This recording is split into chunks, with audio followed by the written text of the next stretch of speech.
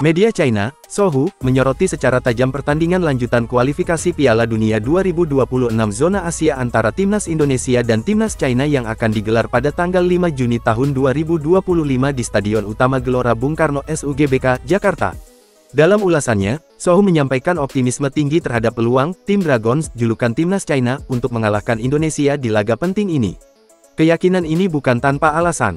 Sohu menilai bahwa sejumlah faktor yang sedang menimpa Timnas Indonesia memberikan keuntungan besar bagi China. Dua pilar utama skuad Garuda, yakni kiper naturalisasi Maarten Paes dan gelandang muda berbakat Marcelino Ferdinand, dipastikan absen dalam pertandingan ini. Keduanya terkena hukuman akumulasi kartu kuning, yang membuat mereka tidak bisa memperkuat tim dalam laga krusial tersebut. Selain itu, Kevin Dix, pemain belakang yang juga berstatus naturalisasi dan menjadi andalan di sektor pertahanan, masih menjalani proses pemulihan cedera dan diragukan tampil. Lebih lanjut, disebutkan bahwa ada 3 pemain tambahan yang kemungkinan juga absen akibat cedera, meski nama-nama mereka belum diungkap secara spesifik. Kondisi pincang Timnas Indonesia ini disebut sebagai kabar baik oleh media Sohu. Mereka mengutip pernyataan bahwa keputusan AFC yang men-skors 2 pemain utama Indonesia sangat menguntungkan bagi China.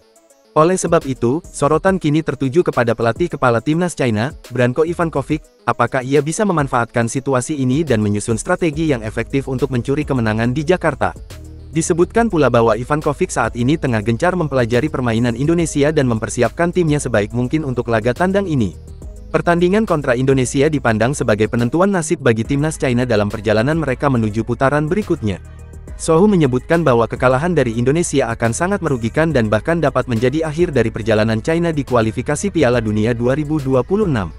Apabila hal itu terjadi, maka praktis mereka akan gagal lolos ke fase playoff dan harus menunggu hingga Piala Dunia 2030 untuk kembali bersaing. Bahkan, posisi Ivankovic sebagai pelatih disebut bisa terancam jika gagal membawa kemenangan dari Jakarta. Dalam laporan tersebut, Sohu juga menyoroti posisi klasemen sementara Grup C. Saat ini, Timnas China berada di posisi juru kunci atau urutan ke-6 dengan koleksi 6 poin dari 8 laga.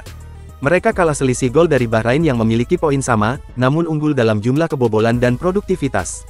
China saat ini hanya mampu mencetak 6 gol dan menjadi tim dengan pertahanan terburuk di grup, telah kebobolan sebanyak 19 kali sejauh ini. Dalam 2 laga terakhir yang berlangsung pada bulan Maret lalu, China menelan kekalahan dari Arab Saudi dengan skor 0-1 dan dari Australia dengan skor 0-2. Catatan ini membuat posisi mereka semakin genting menjelang laga kontra Indonesia. Di sisi lain, Timnas Indonesia berada di peringkat keempat dengan koleksi 9 poin. Meski masih berada dalam tekanan, posisi Indonesia secara matematis lebih menguntungkan untuk melaju ke babak berikutnya. Apalagi mereka akan bermain di kandang sendiri, dengan dukungan penuh dari supporter di Gelora Bung Karno yang bisa menjadi kekuatan tambahan tersendiri. Sohu menilai bahwa seluruh elemen Timnas China, dari pelatih hingga pemain, harus benar-benar memanfaatkan kesempatan ini sebaik-baiknya. Mereka menyebut bahwa ini bukan hanya soal 3 poin, tetapi juga masa depan Timnas China dan kredibilitas pelatih Branko Ivankovic. Dengan segala tekanan dan kondisi yang ada, laga antara Timnas Indonesia dan Timnas China dipastikan akan menjadi salah satu partai paling menarik dan menentukan dalam babak ketiga kualifikasi Piala Dunia 2026 zona Asia.